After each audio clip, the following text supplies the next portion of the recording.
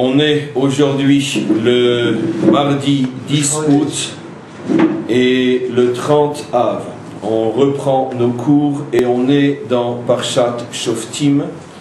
Et à partir de la semaine prochaine, on consacrera une partie de la semaine à revenir en arrière sur les trois parachiotes qui nous manquent, qui sont donc les parachiotes qui ont été donc sautés pendant la période de vacances. Donc en tous les cas, en ce qui nous concerne aujourd'hui, Parshat Shoftim. Donc la Parshat Shoftim est une parsha extrêmement dense, comme son nom l'indique, elle parle de la justice. On verra qu'elle ne parle pas que de la justice, en vérité elle parle d'énormément d'autres choses, comme dans toutes les parachiotes de la Torah, qui malgré le nom, les sujets qui sont évoqués dans la paracha sont souvent, apparemment, lorsqu'on n'a pas encore retrouvé le fil conducteur, les sujets sont apparemment très différents les uns des autres et n'ont pas toujours un lien évident avec le nom et le titre de la paracha en ce qui nous concerne Parshat Shoftim. Donc, alors tout de suite on va rentrer dans le vif du sujet. On sait que en hébreu, ou quand je dis en hébreu plutôt en Lashon HaKodesh, dans la langue sainte, dans la langue de la Torah, il y a deux mots essentiels pour parler de ce que l'on appelle en français la justice. Ces deux mots sont le mishpat et le din. Le mishpat et le din, il est absolument évident que lorsque l'on va regarder dans les différentes traductions, dans toutes les langues, j'ai fait un essai sur quelques langues, et on se rend vite compte que les langues étrangères ont un mal fou à trouver la nuance qui peut exister entre ce que la Torah appelle le mishpat et le din, qui encore une fois tous les deux superficiellement veut dire la justice ou rendre la justice. D'ailleurs, ce n'est pas uniquement difficile dans les langues étrangères, c'est difficile aussi en hébreu moderne. L'hébreu moderne qui ressemble énormément au mode de fonctionnement et à la logique des langues étrangères, et a aussi énormément de mal à trouver la différence qu'il y a entre mishpat et din, entre un shofet et un dayan. Vous savez traduire la différence entre un shofet et un dayan? Je ne vous laisserai pas essayer de le faire car vous ne pourrez pas le faire, c'est absolument impossible. Dans les deux cas, on va traduire par juge. Et en hébreu moderne, lorsque tu dis un shofet ou un dayan, tu penses exactement la même chose. Donc à combien plus forte raison dans les langues étrangères. Mais dans le Lashon HaKodesh, dans la langue de la Torah, il y a une différence fondamentale entre le mishpat et le din, entre le shofet et le dayan. Et c'est pour ça que notre paracha s'appelle Shoftim. Elle fait donc allusion à un type de justice qui n'est pas appelé din, et dont celui qui a la fonction, celui qui a l'exercice de cette justice s'appelle shofet et non dayan. Alors c'est ce qu'on va essayer de comprendre. Quelle est donc la différence entre un shofet et un dayan, entre le mishpat et le din? Alors tout de suite, on va sauter le début de la paracha. On va arriver au verset 8 du chapitre 17 et regardez ce que le verset dit. Ki yipale mimcha davar la mishpat ben dam le dam, ben din le din, ou ben nega le nega. Que dit le verset? Lorsque tu te trouveras devant une situation qui s'appelle pélé. Je vais d'abord traduire d'une manière, on pourrait dire simple, et on va bien sûr creuser. Pélé, même d'une manière simple, signifie quelque chose qui est caché, qui est incompréhensible, quelque chose qui dépasse notre logique, notre intelligence standard. À chaque fois, et on le verra à titre d'exemple, à chaque fois dans la Torah qu'on est en présence de quelque chose que l'intelligence n'arrive pas à appréhender, que la logique n'arrive pas à cerner, ça s'appelle un pélé. Mais c'est beaucoup plus profond que ça. Comme on le verra dans quelques instants, la première fois que le mot pélé apparaît dans la Torah, c'est au sujet d'une situation qui est complètement au-dessus des lois de la nature, qui, pour pouvoir être appréhendée, a besoin d'un miracle. Comme on va le voir, il s'agit de la naissance de Yitzhak. Comme on le sait, Sarah et Abraham étaient déjà très vieux. Sarah était complètement fanée. Son corps était complètement tombé. Ça lui était absolument impossible d'imaginer, vu son âge et vu la situation physique dans laquelle elle se trouvait, ça lui était absolument impossible d'imaginer qu'elle puisse enfanter. Et malgré tout, il y a eu le naissance de la conception et de la naissance, le miracle de la conception et de la naissance. Et cette situation dans laquelle elle se trouvait s'appelle Pélé. Ça veut dire que pour qu'elle puisse concevoir et mettre au monde un enfant, il a fallu faire appel à ce qu'on appelle le Pélé, un dévoilement de forces qui sont complètement au-dessus, non seulement de la logique, mais aussi et surtout de la nature, au point que ces forces, lorsqu'elles se dévoilent et rentrent dans ce monde, transforment ce monde, et c'est ce qu'on appelle le miracle. On va le voir dans quelques instants. En tous les cas, qu'est-ce que nous dit la Torah? Ki yipale mimcha davar la mishpat.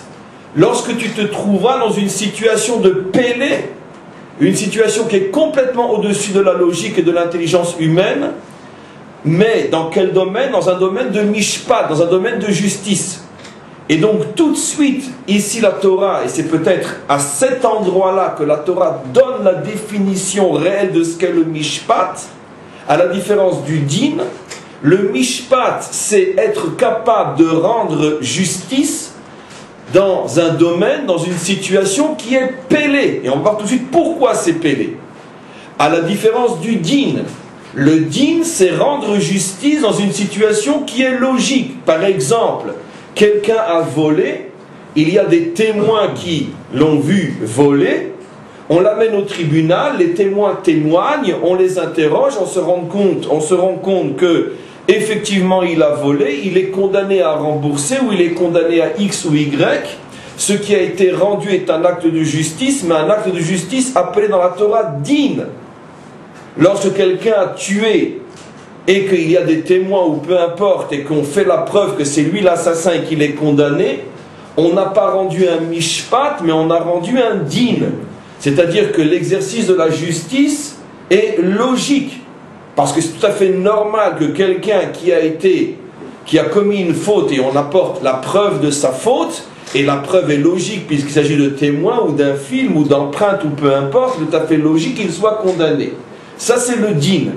Et lorsque donc cette justice logique est rendue, celui qui rend cette justice logique est appelé un dayan. Mais dans le langage de la Torah, lorsqu'on est en présence d'une justice qui demande un niveau de compréhension qui est complètement au-dessus de la logique humaine, à ce moment-là on se trouve en présence d'un mishpat, et celui qui arrive à dévoiler cette intelligence dans ce monde s'appelle un shofet. Et c'est pour ça donc que le verset dit Ki pale mimcha davar la mishpat. Le mishpat s'enracine dans le pélé, dans quelque chose qui est au-delà de la compréhension humaine. Et pourquoi c'est pélé? La Torah elle-même va donner l'exemple.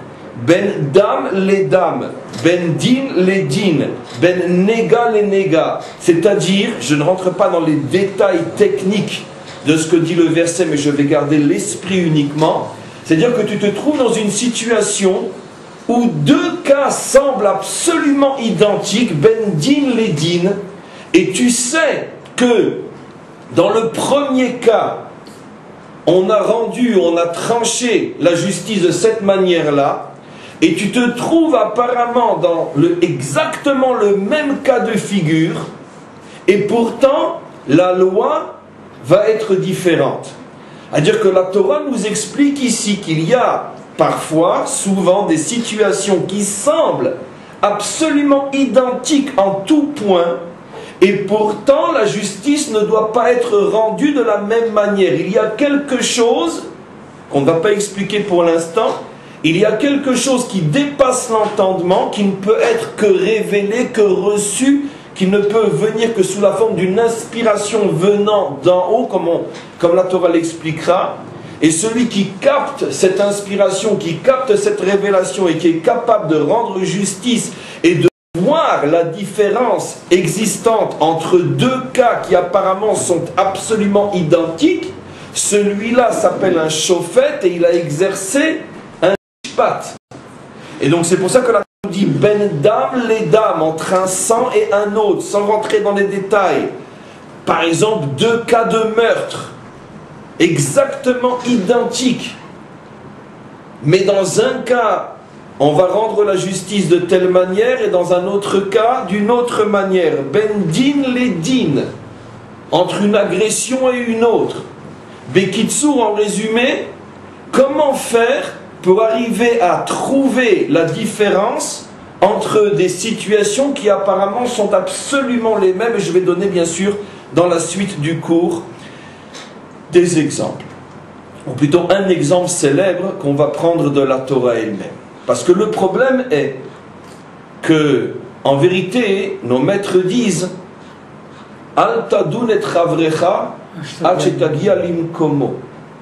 C'est-à-dire que pour pouvoir rendre véritablement justice, il ne suffit pas uniquement de connaître même parfaitement tous les éléments extérieurs de l'événement, mais il faut comprendre aussi, déceler les motivations profondes qui ont permis l'événement.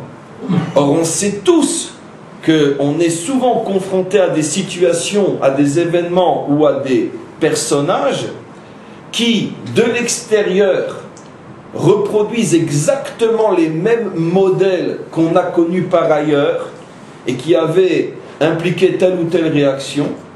Et pourtant, dans ce domaine précis, même qu'apparemment tout se présente exactement de la même manière qu'un autre événement déjà connu, dans cette situation précise, la réaction doit être différente parce que le fond, la motivation profonde ou la raison profonde qui a amené cet événement n'est pas forcément la même. Et donc automatiquement, je ne peux pas juger uniquement d'après l'apparence. Quand je dis l'apparence, je ne parle pas de quelque chose de superficiel, parce que l'apparence est une réalité aussi. Ce que je vois, ce que j'entends, ce que je comprends à un premier niveau est vrai aussi.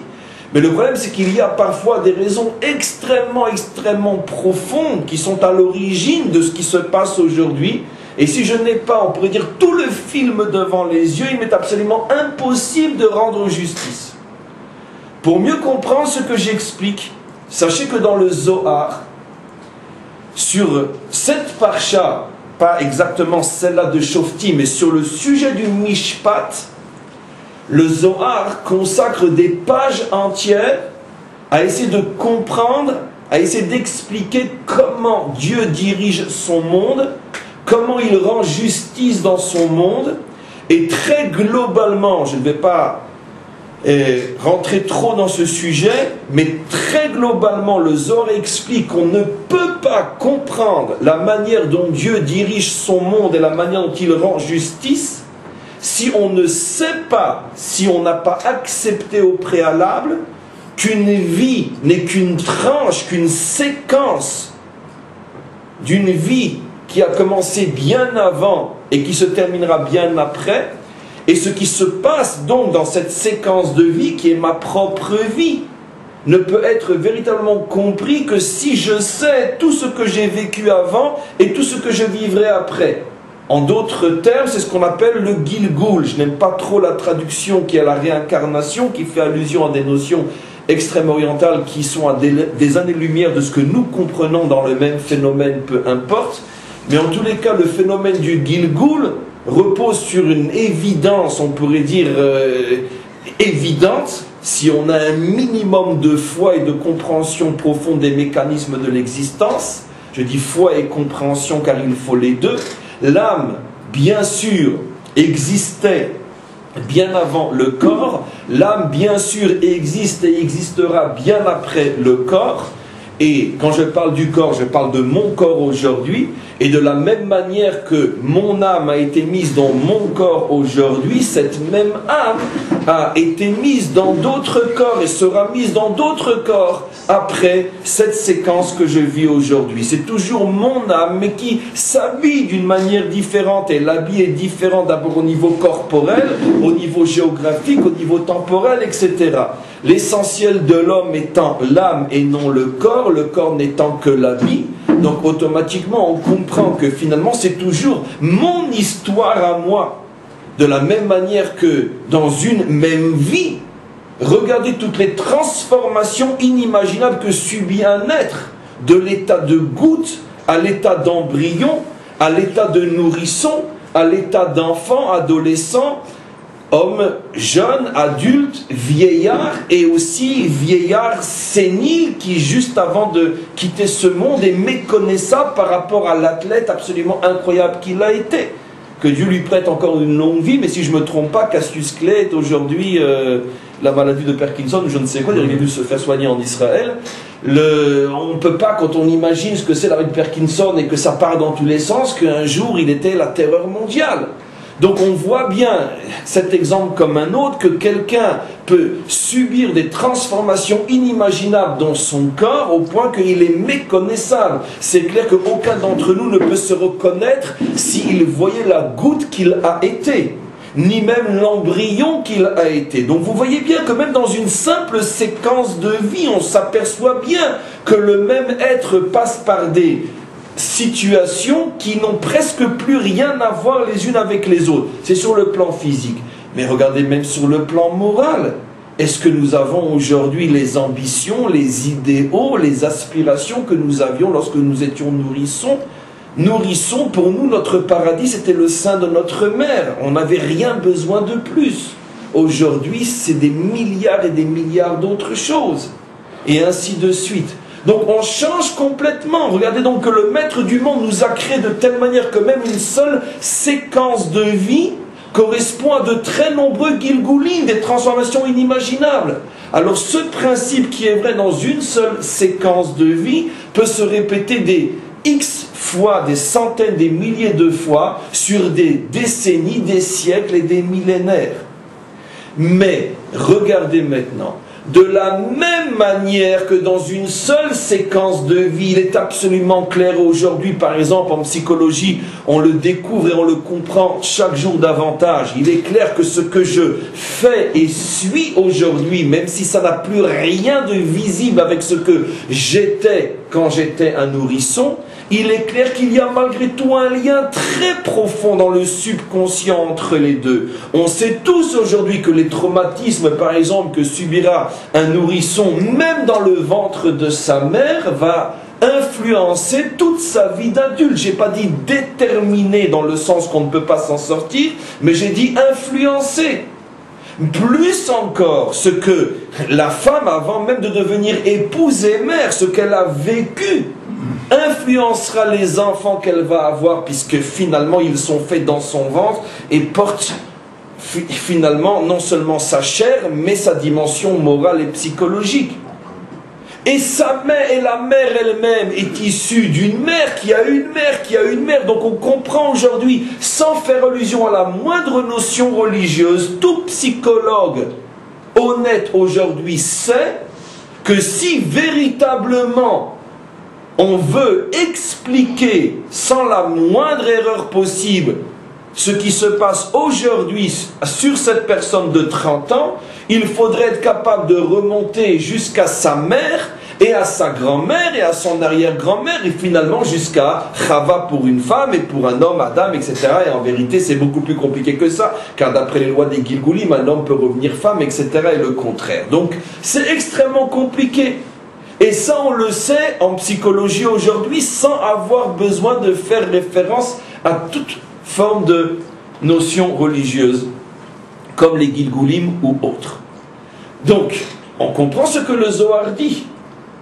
Pour comprendre le Mishpat d'Hachem, il faut être capable de savoir ce que lui sait, d'où vient cette âme, où va-t-elle, et ce qu'elle a déjà traversé.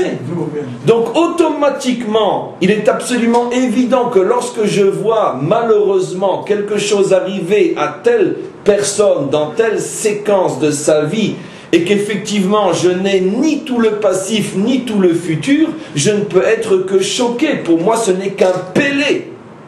Plus encore, imaginez-vous deux personnes qui apparemment se comportent exactement de la même manière. Les deux sont des hommes extrêmement bien. Ils ont eu plus ou moins le même type de parents, ils ont vécu dans la même rue, dans le même quartier, ils ont fréquenté le même milieu, ils ont eu les mêmes maîtres, ils sont d'un même milieu social, ils ont les mêmes aspirations, les mêmes ambitions, le même idéal, le même parcours. Et tout d'un coup, l'un va avoir une vie catastrophique et l'autre une vie extrêmement brillante. Pourquoi c'est les mêmes? D'où toutes les questions. Mais je ne comprends pas. On avait déjà évoqué des dizaines, des centaines de fois que la raison profonde, véritable, la source première de tous les éloignements de l'homme par rapport à Dieu proviennent de ce problème. Je suis choqué par l'apparent désordre, par l'apparente injustice qui règne dans ce monde. Si ce monde est véritablement créé et dirigé par Dieu, comment peut-on expliquer ce qui se passe? Mais ne nous étonnons pas.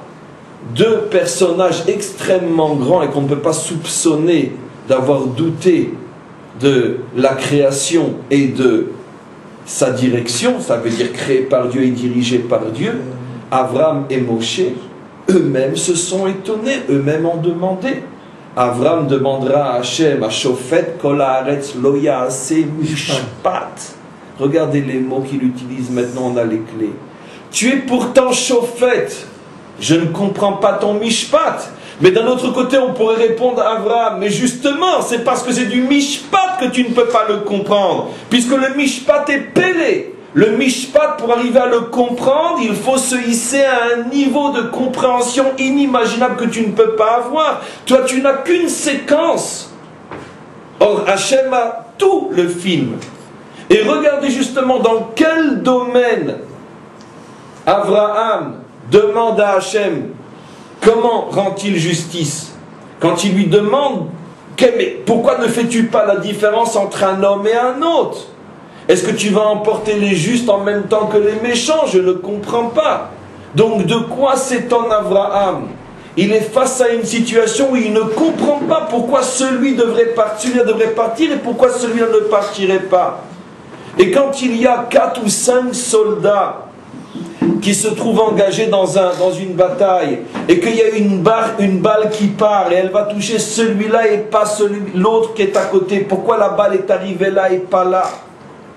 Comme on le sait, chaque balle a son adresse. Pourquoi? Qu'est-ce qui fait que c'est ce soldat-là qui va recevoir la balle et pas l'autre? On parle d'une balle partie stam, pas forcément d'un tireur d'élite, comme dans une bataille où on tire dans tous les sens. Donc, l'homme moderne a trouvé un mot qui explique tout, puisqu'il ne dit rien. Le hasard, le destin. Mais en vérité, l'homme véritablement sage sait que c'est faux. C'est absolument impossible.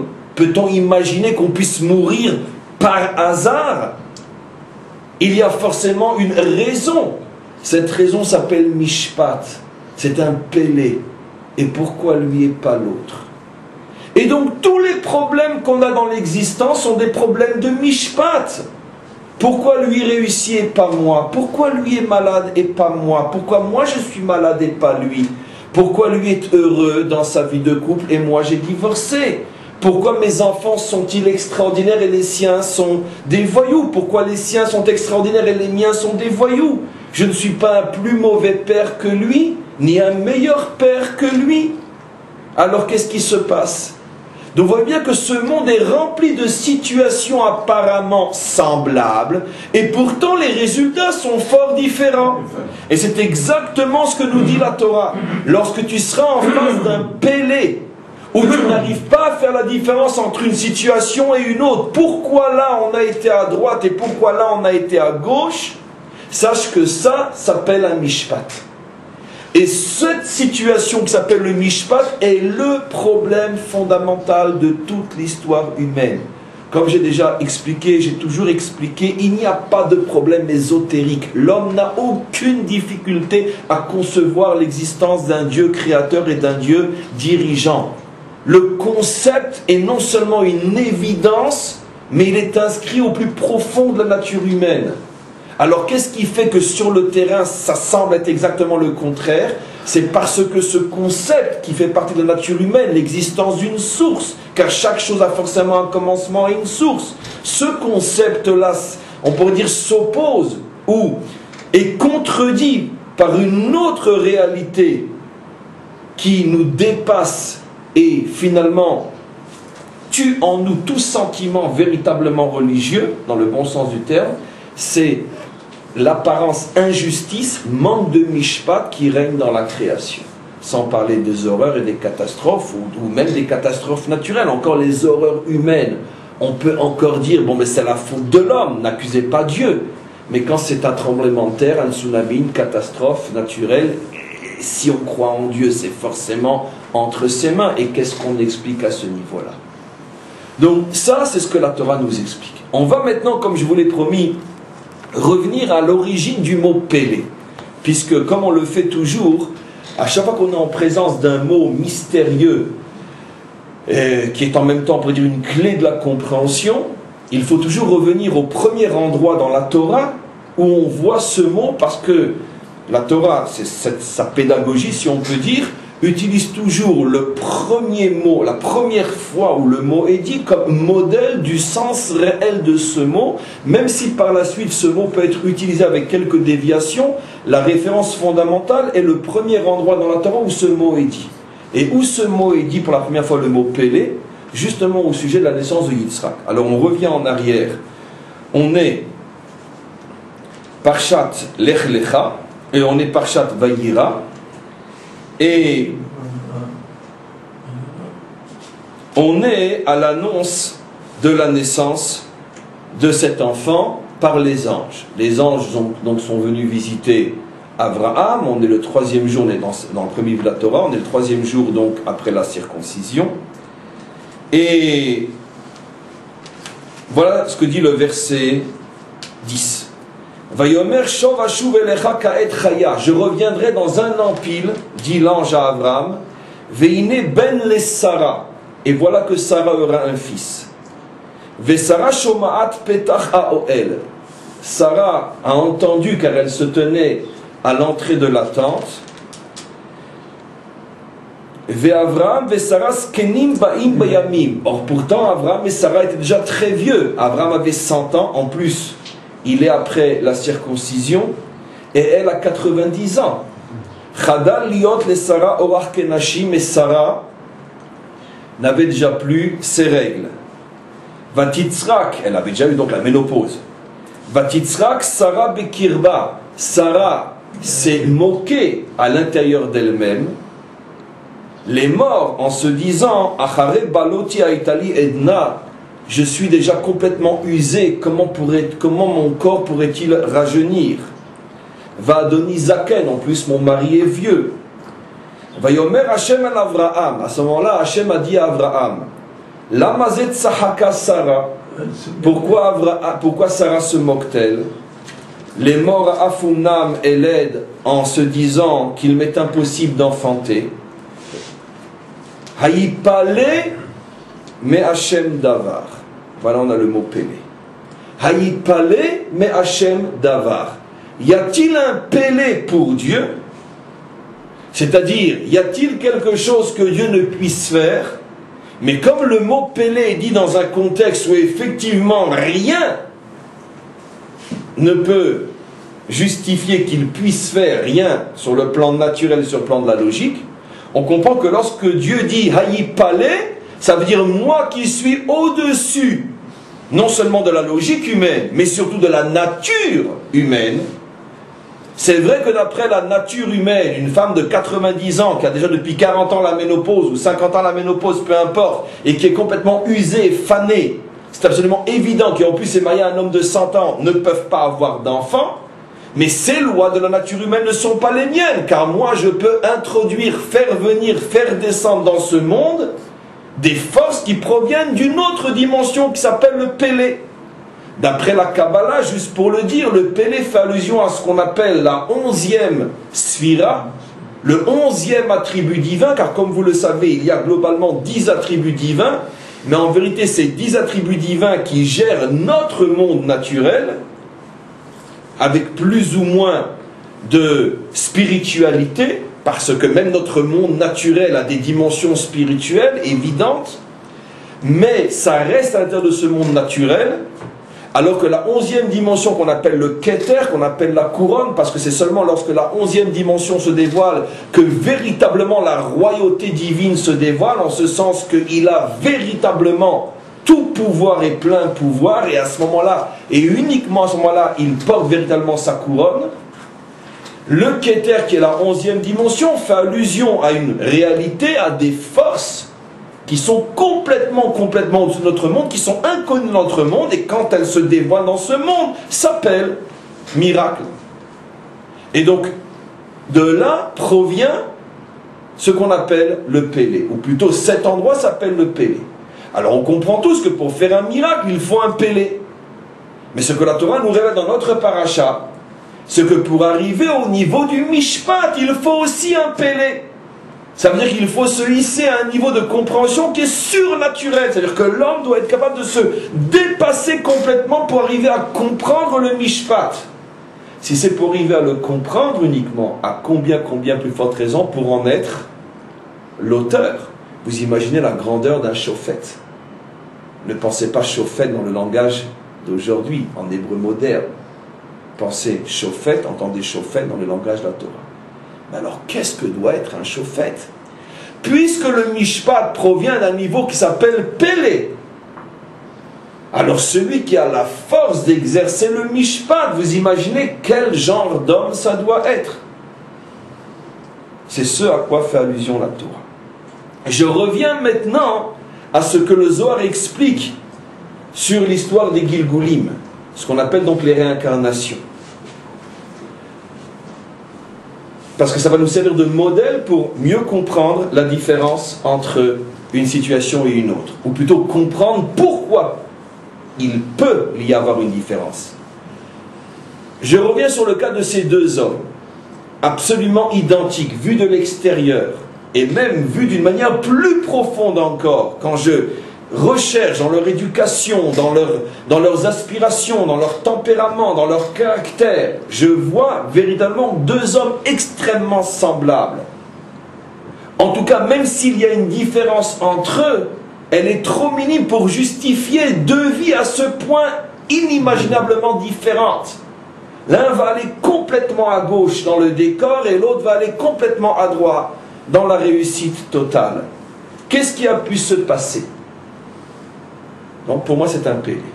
Si je remonte maintenant au niveau du Mishpat tel que l'explique le Zohar et que je cherche les raisons extrêmement profondes qui permettent de comprendre cette séquence de vie, je vais peut-être m'apercevoir qu'effectivement que le parcours de cette âme-là, celle qui est partie complètement à gauche, même si aujourd'hui elle est dans un contexte qui ressemble énormément à celui de l'âme qui, elle, va partir complètement à droite, malgré tout, le passif est tellement différent entre les deux, que c'était absolument impossible que l'une ne parte pas à droite et l'autre ne parte pas à gauche.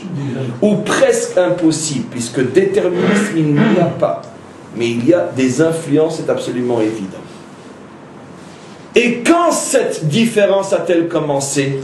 Pas forcément lorsqu'ils étaient enfants, ni même lorsqu'ils étaient nourrissons, ni même lorsqu'ils étaient fœtus, ni même peut-être dans l'histoire de leur mère respective ou de leur père respectif. Peut-être que la différence a commencé il y a 4 ou 5 générations au niveau d'un choix qu'a fait l'arrière-arrière-grand-mère, qui était un choix du côté gauche. Et dans la même situation, l'arrière-arrière-grand-mère de l'autre a fait un choix qui était du côté droit. Et pourquoi ça ne jaillit, ça n'apparaît qu'aujourd'hui? De la même manière quand on plante une graine, pourquoi l'arbre n'apparaît pas immédiatement et pourquoi il y a tout un ta'alir, tout un processus de cause à effet et d'enchaînement qui font que l'arbre n'apparaît pour certaines graines qu'après quelques mois, d'autres même d'après quelques années. C'est comme ça, peu importe, mais on connaît le principe de la graine, de la tente, et seulement après de l'arbre et du fruit. Et donc, dans l'histoire humaine, on plante des graines aussi. Et des fois, l'arbre et le fruit n'apparaissent que très très très longtemps après. Alors maintenant, je reviens sur ce que j'explique. Je devine déjà toutes les questions. Oui, mais alors on est tous déterminés? Je dis non, on est tous influencés, mais non déterminés. Ce qui veut dire que c'est clair qu'il y a des influences, il y a des netiotes, ça veut dire qu'il y a des forces qui poussent certains d'entre nous vers la gauche, d'autres vers la droite, qui sont le symbole, on pourrait dire, de tous les chemins que l'on peut prendre dans ce monde, bien et mal. Mais ces influences-là peuvent être bien sûr complètement transcendées par la force et la volonté de l'homme, et ça on en parlera aussi. Plus encore, pour ne pas rester sur une mauvaise idée de ce que j'explique, ceux qui ont une netia, une influence vers la gauche, s'ils utilisent les forces de bien qui leur ont été données justement pour aller à l'encontre de cette influence, et ils arrivent à ne pas se laisser emporter d'une manière négative vers la gauche, s'ils arrivent à utiliser ce qu'on appelle donc leur libre arbitre, comme ils peuvent et doivent le faire, à ce moment-là, ils arriveront à un niveau infiniment plus haut que celui qui avait dès le départ des influences de droite plus ou moins bonnes. C'est le principe émis par nos maîtres qui disent que le Baal Teshuvah est beaucoup plus haut que le Tzadik Gamour. Celui qui avait de mauvaises influences et qui est arrivé à les transformer et à revenir, atteint un niveau qui est beaucoup plus haut que celui qui est né dès le départ avec une bonne nature. Et c'est pour ça qu'on trouve dans l'histoire que les plus grands maîtres d'Israël, ou les plus grands personnages de l'histoire juive, étaient au départ des âmes ou des êtres qui avaient une très très très mauvaise influence, comme le roi David qui vient du peuple de Moab, comme Rabbi Akiva qui vient d'origine non juive, etc. Et toute l'histoire juive, comme je vous l'ai déjà expliqué, a précisément été construite par des êtres qui au départ étaient soumis à de mauvaises influences, vu leur passé, etc. Donc il n'y a pas de déterminisme à être mauvais s'il s'est passé dans mon ascendance spirituelle et familiale des choix négatifs. Il y a des influences, mais qui au contraire peuvent être récupérées pour me servir de tremplin pour atteindre des niveaux qu'une personne qui ne serait pas née sous ces mauvaises influences ne peut pas atteindre. Ça, c'est l'un des principes fondamentaux de ce qu'on pourrait appeler la morale juive.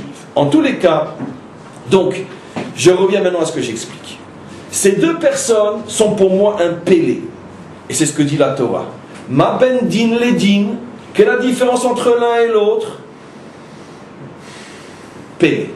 Il faut remonter à des origines extrêmement mystérieuses, extrêmement cachées. Et seulement sur là tu peux comprendre.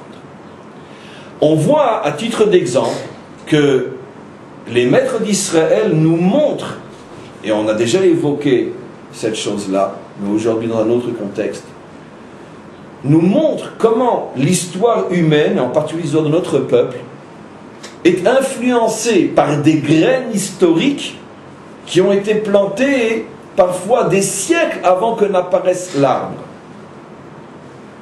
On sait très bien que nos maîtres disent que les deux temples ont été détruits, entre autres, à cause de la faute des explorateurs. On a déjà fait remarquer suffisamment de fois qu'entre la faute des explorateurs et la destruction même du premier temple, à plus forte raison du deuxième, il s'est écoulé plus de 1000 ans. Et comment la faute, une faute faite par 10 hommes à l'époque de Moshe, peut-elle être responsable de la destruction du temple et de notre nation 1000 ans plus tard, à une époque où plus personne ne sait qui sont dans le peuple les descendants de ces 10 personnages, peut-être même qu'ils ont disparu depuis longtemps. Mais ça va beaucoup plus loin que ça. Des maîtres disent que ce n'est pas seulement la faute des explorateurs qui a influencé et amené la destruction du premier et du deuxième temple, c'est tout simplement la vente de Yosef par ses frères. Là on parle d'un événement qui est plus de 2000 ans avant la destruction du temple. En quoi la vente de Yosef peut-elle amener à la destruction du premier temple? Alors qu'est-ce que veulent dire nos maîtres? Ils veulent dire une chose simple. C'est absolument évident que la génération qui a connu et vu la destruction du temple a sa propre responsabilité dans la destruction.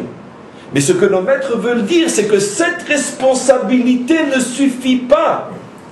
Il y a forcément une explication qui fait qu'eux-mêmes ont hérité d'un problème venant de la génération qui les a précédés.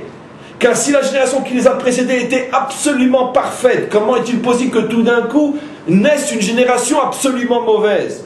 Donc il y a forcément un antécédent.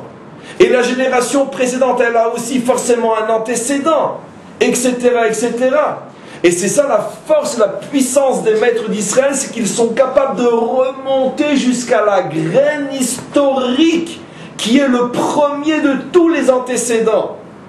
Certains disent la faute des explorateurs, les autres disent, et ils remontent plus loin encore, la vente de Yosef.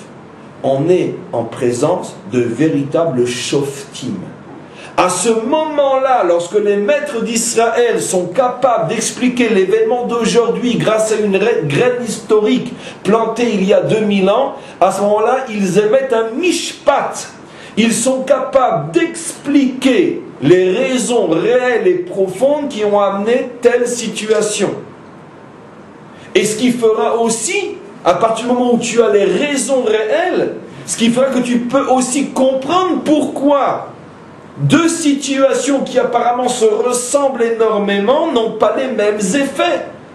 Puisque pour comprendre les faits, il faut dépasser le contexte et l'événement, mais remonter à la graine historique qui en est la source. Et n'a ce pouvoir que le Shofet, qui est une sorte en vérité de Navi, de prophète, d'une certaine manière, comme on le verra aussi. On revient sur le texte d'Abraham et de Sarah. On a donc compris ce qu'est le Pélé. Maintenant, regardez. Tout de suite après, les anges font savoir à Abraham qu'ils vont détruire Sdom. C'est comme par hasard, dans ce fameux passage où on voit ce qu'est le Pélé, qu'Abraham demandera à Hachem, à Shofet Kol Haaretz Lo Ya'aseh Mishpat. Ça veut dire quoi? Apparemment, on ne comprend pas la question d'Abraham, puisque Abraham semble donner la réponse dans sa demande elle-même. Si Abraham avait dit Hadayan Kol Haaretz Lo Ya'aseh Din, et on a expliqué au début du cours que le mot Dayan et le mot Din font allusion à une justice compréhensible et logique, alors là on aurait compris qu'Abraham demande des comptes, puisque si c'est une logique justice, comment se fait-il qu'elle me révolte et je ne la comprends pas? Mais ce n'est pas ce que dit Abraham. Abraham dit à Shofet Kol Haaretz Lo Ya'aseh Mishpat. Abraham sait que la justice que Dieu est en train de rendre ici s'appelle un mishpat et non un din. Donc si c'est un mishpat, c'est pélé, c'est quelque chose qui te dépasse. Donc qu'est-ce que ça veut dire que tu demandes des comptes? C'est normal que tu ne puisses pas comprendre, puisque toi-même tu fais l'aveu de ce que c'est un mishpat. C'est quelque chose qui, comme on le sait, est au-delà de la compréhension humaine. Donc pourquoi tu demandes des comptes? De là on comprend dans un premier temps que Abraham demande tout simplement à Hachem de lui permettre à lui aussi, Abraham, d'être un Shofet. Puisque justement, toute notre paracha parle de quoi? Pas seulement de la notion du mishpat, et encore moins de la notion du mishpat de Dieu. Notre paracha parle du mishpat de l'homme. C'est-à-dire que l'homme lui-même peut être un Shofet et rendre mishpat. Ça veut dire que la Torah nous promet qu'il peut se lever du milieu d'Israël des hommes qui ont ce niveau de compréhension, d'analyse des événements, des choses et des hommes qui sont au niveau du mishpat, de véritables prophètes. Donc si c'est possible pour chacun d'entre nous, potentiellement, à plus forte raison pour le père d'Israël qu'est Abraham. Et donc le père d'Israël qu'est Abraham demande à Hachem, je sais très bien que la manière dont tu diriges le monde s'enracine dans le Pélé, dans le Mishpat. Mais puisque moi je suis le fondateur du peuple qui fera naître des Shoftim, comment se fait-il que même je ne comprenne pas ton Mishpat?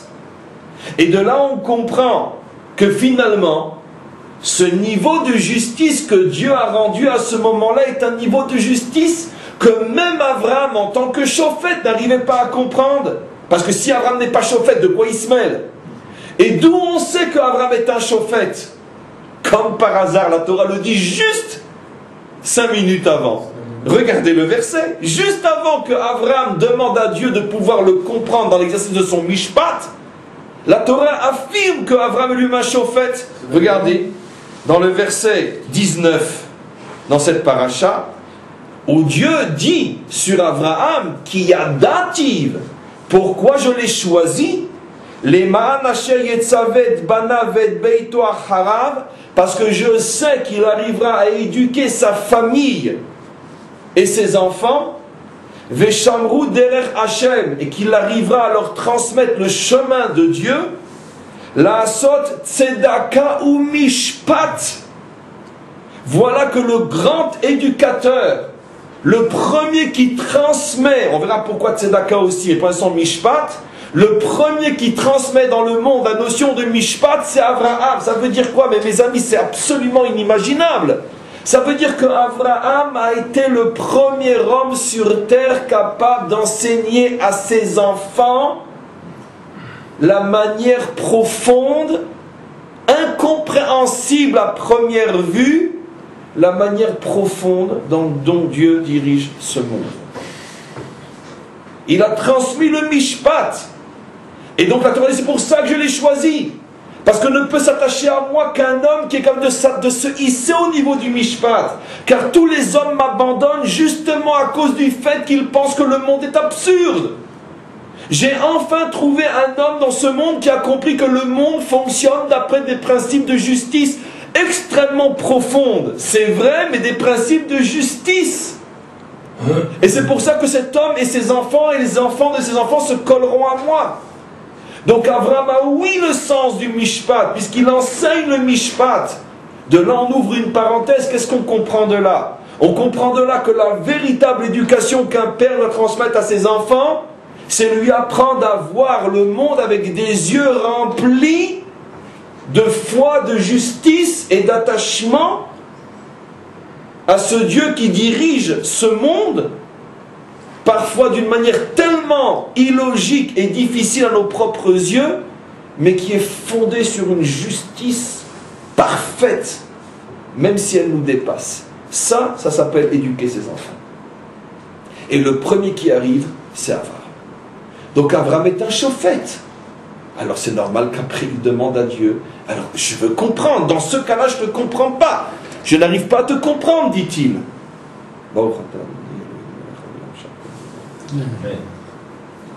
Je n'arrive pas à te comprendre. Alors pourquoi? Parce que ici, on est dans un cas encore plus élevé, parce que même dans la notion du Pélé, dans la notion du Mishpat, il y a des niveaux infiniment élevés. Ici, on est dans le Pélé du Pélé, dans le caché du caché, dans le mystère du mystère. Vous savez pourquoi? Parce que ici, on est en train, entre autres, dans cet événement-là, avec l'histoire de Sdom, on est entre autres ici, en train de préparer la délivrance finale, avec le sauvetage de Lot, duquel sortira toute la lignée du roi David. Et donc c'est ça, maintenant vous allez comprendre une chose que je ne vous ai jamais expliquée, et qui n'a jamais été dite. Quel est l'acharnement d'Abraham à vouloir sauver Sdom? Mais enfin, il ne voit pas, il ne sait pas ce que nos enfants apprennent au Talmud Torah à l'âge de 7 ans et à 8 ans. Ils ne savent pas qu'à Sdom, il y a des décrets, il y a des lois qui condamnent à mort tout celui qui pratique la charité. Il ne sait pas. Comment peut-il dire à Dieu, tu ne sais pas rendre justice, même dans le sens de Mishpat? Et parce que Abraham argumente ici quelque chose d'inimaginable. Abraham sait, et c'est la raison pour laquelle il prie, que Lot va être sauvé. Or, Lot est sauvé en vertu de quoi? En vertu du fait que se cache en lui, au plus profond de lui, l'étincelle de la délivrance finale, qui est le Messie lui-même. Par Ruth, Moab, etc. Et pourtant, Lot est un rachat, Lot est mauvais. Lot, mes amis, était le juge de la ville de Sdom, d'après nos maîtres. Ce qui veut dire que c'est lui qui émettait les décrets de mort contre la pratique de la charité. Plus crapule que ça, tu ne peux pas faire. En plus, l'étincelle de la délivrance va sortir d'un inceste entre lui et ses filles.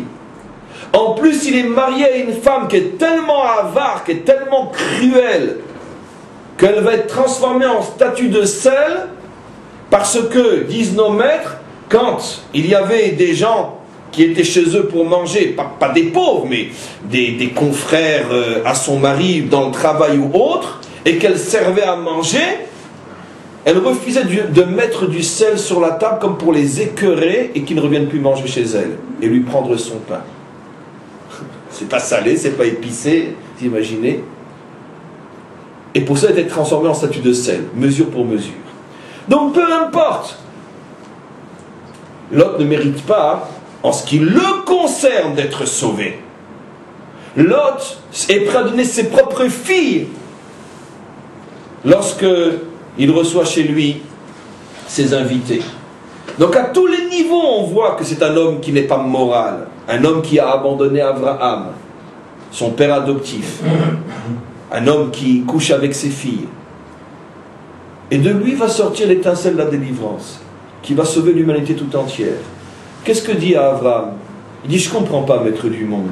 Si tu es capable de faire sortir le Messie d'une pourriture pareille, donc ton monde finalement, tu peux toujours le récupérer, pourquoi tu veux le détruire? Ça c'est l'argument d'Abraham. Quelle est la différence, dit-il? Ben din les din. Je comprends pas, là je te comprends pas. Je sais, maître du monde, que le mishpat, c'est apparemment juger deux situations identiques, mais avec des lois différentes, parce que les origines et les causes ne sont pas les mêmes. Mais là je te comprends pas. Pourquoi lui va mourir et lui va être sauvé? Mais pourquoi de lui tu fais sortir le Messie et pas de l'autre? Pourquoi lui tu le gardes pour sauver le monde et l'autre tu le brûles? Pourquoi? Quelle est la différence entre l'un et l'autre? Hachem ne répond pas. Parce qu'il y a des mystères qui sont encore plus mystérieux que les mystères qu'Abraham est capable de comprendre. Ce qui veut dire qu'il y a toujours un niveau de mishpat où le mystère reste total. Ce qui est extraordinaire, mes amis, c'est que ce secret-là, la Torah nous le révèle au sujet de la délivrance finale.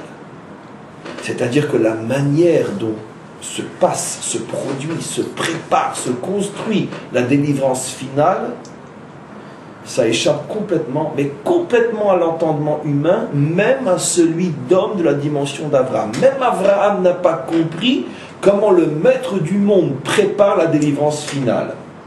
Et c'est pour ça qu'il a dit, je ne comprends pas, moi je suis un chauffette, je suis le père fondateur du Mishpat sur terre, toi-même, maître du monde, tu me dis que tu m'as choisi parce que je transmets le Mishpat à mes enfants, mais là je ne te comprends pas du tout. Dieu lui répond, même toi Abraham, je ne te permettrai pas de connaître le secret qui touche la délivrance finale.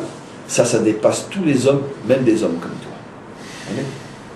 Donc en tous les cas, on voit donc que la Torah situe le Mishpat à un niveau extrêmement élevé. Le problème du Mishpat est finalement le problème de l'existence humaine.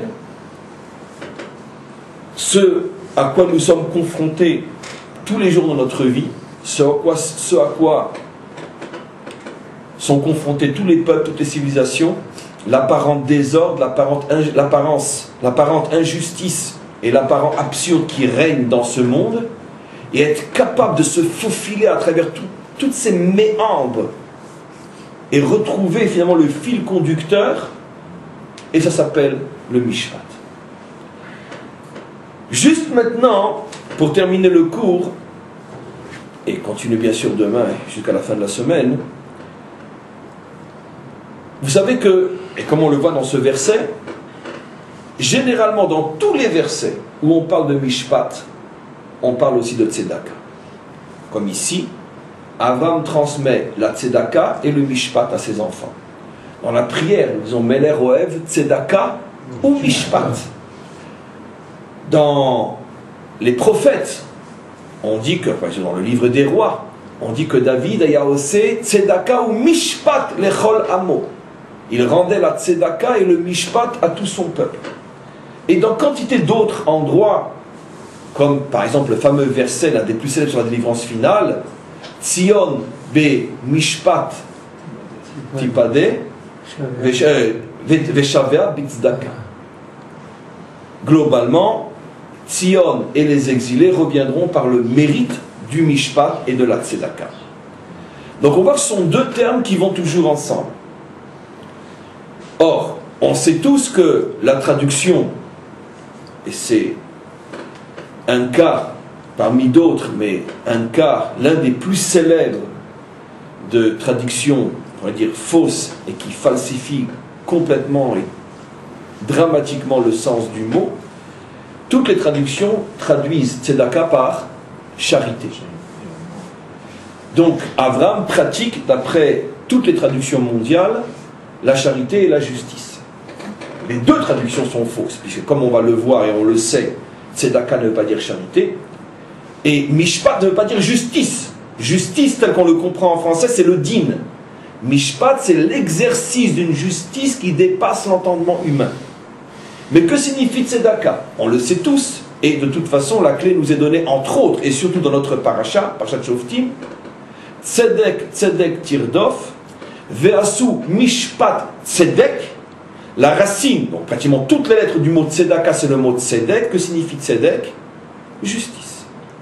Quand on rend justice, quand la justice est tranchée, quand la loi est accomplie, ça s'appelle que tzedek a été rendu. Lorsque on est en train de rendre justice, ça s'appelle mishpat, si ça vient de très haut, din, si c'est logique, mais la justice rendue, lorsqu'elle est accomplie, s'appelle tzedek, comme dans notre parasha. C'est pour ça qu'on nous dit tzedek, tzedek, tirdof, c'est-à-dire que tu dois poursuivre l'accomplissement de la justice pour ne pas remplir l'enfer de bonnes intentions. Ça ne te suffit pas d'aspirer à la justice, il faut aussi être capable de la rendre, ce qui est beaucoup plus difficile. Donc le mot tzedaka est le mot tzedek. Or si le mot tzedaka signifie charité, comment se fait-il que dans le mot tzedaka qui signifierait charité, finalement on fait allusion à une notion de rendre justice? Alors pour nous juifs, la réponse est évidente car on la connaît depuis des années, elle fait partie on pourrait dire, de l'un des fondements de ce qu'on appelle la morale juive. Nous ne pratiquons jamais la charité, nous ne faisons que rendre justice.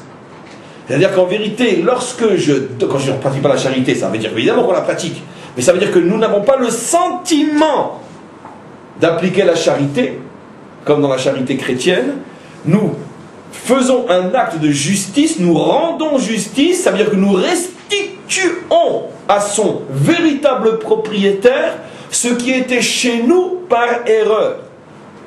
Et le judaïsme énonce l'un des principes de sa morale les plus fous, les plus extraordinaires émis dans ce monde par une morale autre que la nôtre.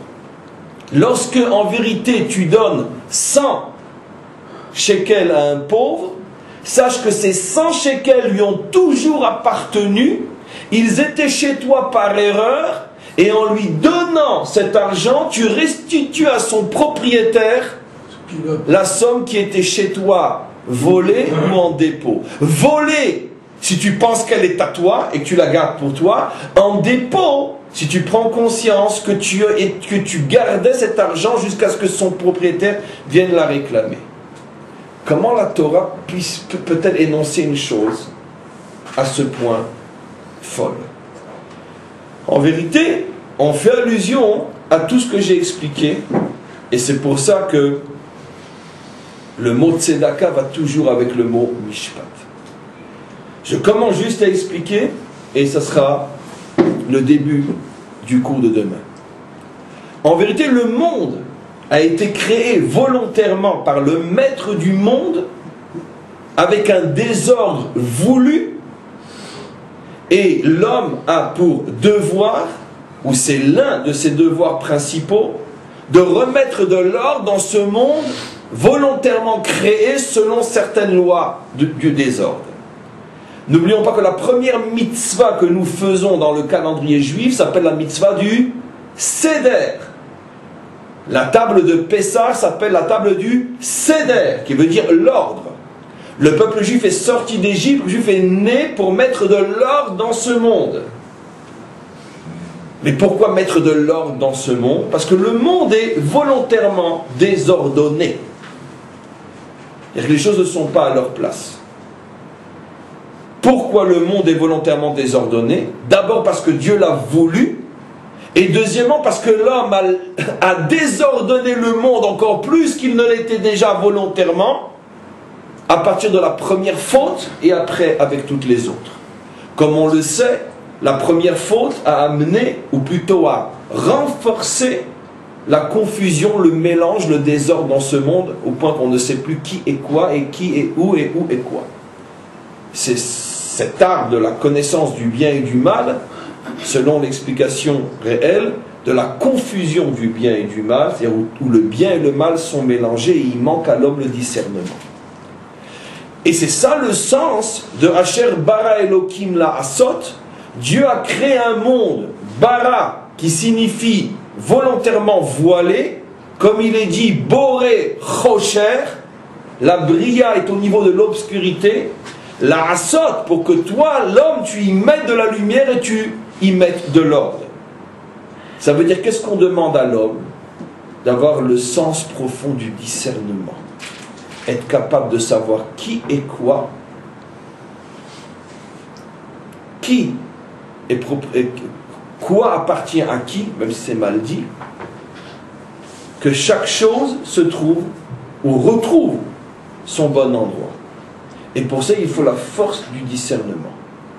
Lorsqu'un homme est capable de comprendre, et j'expliquerai demain comment et pourquoi, qu'en vérité, il y a volontairement dans ce monde une mauvaise répartition, une mauvaise distribution des biens, par exemple, et que même l'argent que j'ai acquis légalement, sans ni voler, ni prendre, ni usurper, ni rien du tout, même cet argent qui apparemment me revient à 100%, même cet argent n'est pas entièrement à moi, et il y a une partie qui appartient à quelqu'un d'autre et qui n'est chez moi que pour être restituée. Lorsque l'homme arrive à vivre et à ressentir des notions pareilles, alors il acquiert le sens du discernement. Ça veut dire être capable de savoir qui est à gauche, qui est à droite, qui est en haut, qui est en bas, qui est blanc, qui est noir, qui est lumière, qui est obscurité. Il remet les choses à sa place.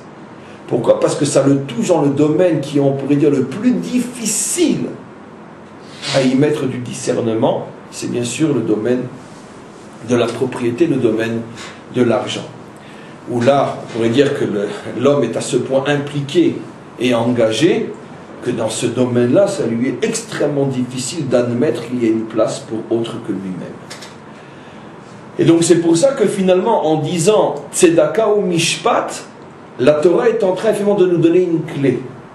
Tu veux atteindre le Mishpat, tu veux être capable de comprendre comment le monde fonctionne.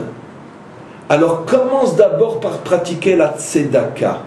J'ai pas dit charité, tiens mon brave, que bien te fasse. Non. Pratique la Tzedaka. C'est-à-dire, excusez-moi d'avoir chez moi votre argent.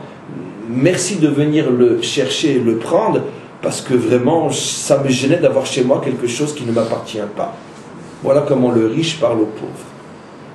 Si tu es capable de vivre comme ça et de transmettre ce que tu ressens à celui à qui tu donnes, alors en échange, comme récompense, Dieu t'ouvre les yeux de l'âme, il te permet de t'élever au niveau du mishpat, et à ce moment-là tu comprends que ce monde est régi par un ordre, par une logique, par une vérité et une justice inimaginables. Et non seulement tu ne t'éloignes plus d'Hachem, mais tu ne cesses au contraire de te rapprocher. Pendant les Seret Yemei Teshuvah, il n'y a plus la notion de Tzedaka, parce qu'on dit Melech HaMishpat. Comment? Pendant la Seret Yemei Teshuvah, dans la Méda, on change. Ça devient Melech HaMishpat, il n'y a plus la notion de Tzedaka. Mais tu poses une question extraordinaire, mais justement, ça ne fait que confirmer ce que j'ai expliqué. Parce que pendant tout le mois de Elul, surtout, qu'on a commencé aujourd'hui, on se prépare aux ce qu'on appelle les jours redoutables, Rosh Hashanah, les 10 jours et Kippour, Et on se prépare comment, comme on le sait, essentiellement au niveau de nos actes, en pratiquant énormément la tzedaka. Et à ce moment-là, on reçoit en récompense, dans la prière, l'affirmation de Melech HaMishpat. Maintenant, ça devient clair pour moi que tu es le roi du Mishpat, c'est-à-dire que tu règnes véritablement sur ce monde. Cette période-là, tout est dans l'ordre. Voilà, on est censé, pendant cette période-là, et c'est le test de la Teshuvah, le test de la Teshuvah, si tu veux, c'est comment savoir que j'ai véritablement fait Teshuvah, comment savoir que je suis véritablement sur le chemin de la Teshuvah, si je suis capable de voir ce monde sans m'éloigner de Dieu, je suis capable de supporter, de vivre les événements de ce monde sans m'éloigner, au contraire en me rapprochant sans cesse davantage, parce que je ressens que véritablement tout est mishpat. Alors, on va voir si il y a des questions.